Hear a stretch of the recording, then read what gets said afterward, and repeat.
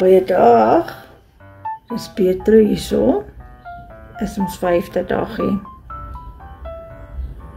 Ek wil hê jy moet vandag 'n besluit neem, en dit gaan die regte besluit neem, om daai afpop cashback polis te neem. Soos wat ons al in 'n vorige keer, ek dink dit was in dag 3, het ons gesê in Spreuke 13 vers 22, 'n goeie mens te erfpos en na vir sy kinders. En dit is wat ek nou aan vir jou wil toevertrou.